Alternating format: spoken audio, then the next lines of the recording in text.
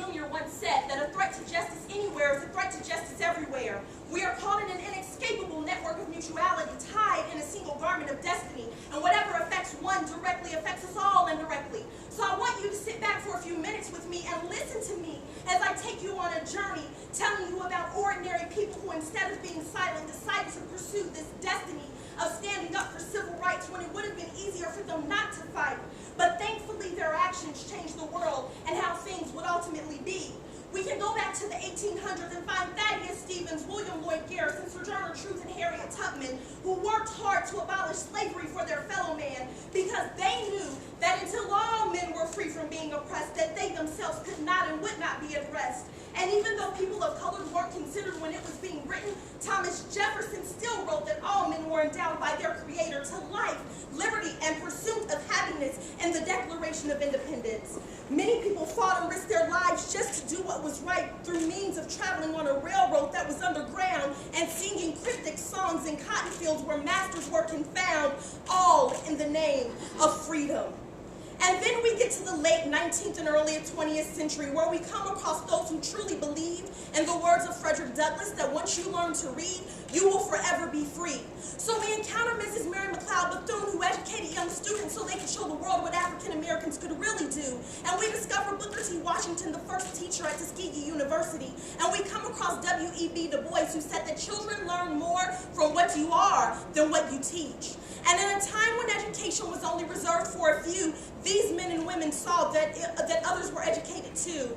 And moving right along into women's rights, we discover heroes like Ida B. Wells and Carrie Catt and Susan B. Anthony, who fought a valiant fight for women in the United States to be able to vote. These brave women and so many others like them gave so many more women a voice and a reason to hope that they one day too would be a part of the democracy process and that fairness would be in the equation so that women could also have success. And then we come to the Tuskegee Airmen, who were fighting two battles, one against Germany and the other against racism in their own nation. But yet and still they managed to prevail to have double victory and prevail, making their own mark in history as those great fighting red tails. And because people realized that separate but equal was another form of discrimination, we have to remember the Supreme Court justices who voted in favor of the Brown versus Board of Education legislation. And we cannot forget the courage of the Little Rock Nine, who so bravely integrated Central High. And do you remember how shortly after this, people started coming together and forming groups because they could feel a change happening in their midst?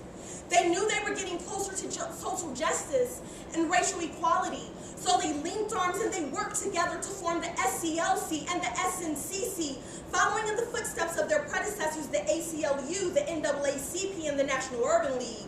And they boycotted buses, and they staged sit-ins, and college students endured taunting and having drinks poured on them at restaurants while being spat at, all so that everyone could win. And the black and white freedom riders were bombed as they were trying to desegregate the transportation methods that traveled along the Deep South's interstate and intrastate. And then people endured Bloody Sunday and Selma, where they had dogs attack them, fire hoses put on them, while some died and others got beat. And then, after all of this, they endured the death of their king, all because they wanted to hear the sound of freedom ring. And while everyday people were doing what they could on a daily basis, celebrities and athletes were doing what they could do in their own spaces just to bring awareness of what was going on.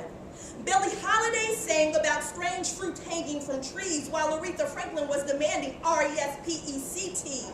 Sam Cooke was singing that a change was going to come, while Marvin Gaye was asking what's going on.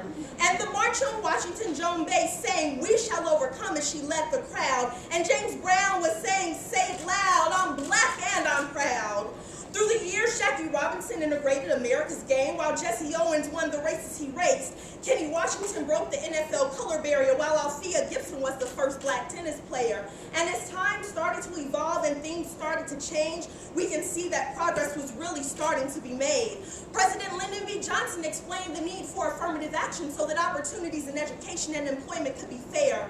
And the great activist and pioneering politician Shirley Chisholm so eloquently advised people, if they don't give you a seat at the table, then you bring a folding chair.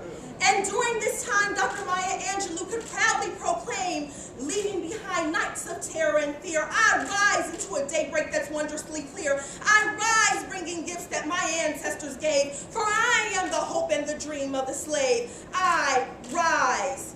And in 2008, contrary to what we had ever seen, these United States chose a black man to lead 143 years after the last slave was freed. And you may have not liked her, but the historic fact still remains that 98 years ago a female couldn't vote, but we got to see one run for president in this day and age. Which brings us to today. We have movements taking place where qualifiers would not be required if everyone really respected and acted like everyone truly mattered.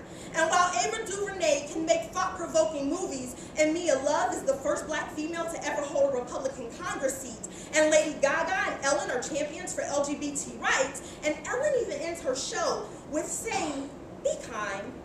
What does that mean for you and me? It means that we have a chance to positively impact the course of our country. You see, at the end of the day, you don't have to believe what I believe, and you don't have to do what I do. But I do need you to understand that what affects you affects me too, and what affects me affects you too. You see, we're all in this world coexisting together, and the truth is, we all need one another. And even if we don't always agree, love is still the greatest commandment of these. So just like all of the people that I've shared with you today, you've been given the unique opportunity to take a stand on the right side of history. Because one day, when those who will come after us are reading about the battles that we fought and won, all they'll want to know is that you were willing to stand up for all of humanity.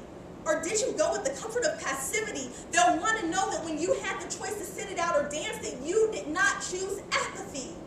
Marching may not be your thing, and protesting might not be you either, but I do know that if you see something that isn't right and your spirit and soul are stirred, then you need to find some way for your voice and your opinion to be heard. For Gandhi said, you are the one, you want to be the change that you want to see in the world. And as we look into the future, know that our impending victories will always be so much more sweet if we're all history makers instead of history spectators. And so when the question is asked about my intention to make a difference, I've already decided what I'm going to do. But if you're sitting around and waiting on someone else to jump into action when you know that you could be involved too, you need to take a note from the historical movers and shakers. Pick up a mirror and realize that, baby, the difference is you. You are the difference maker.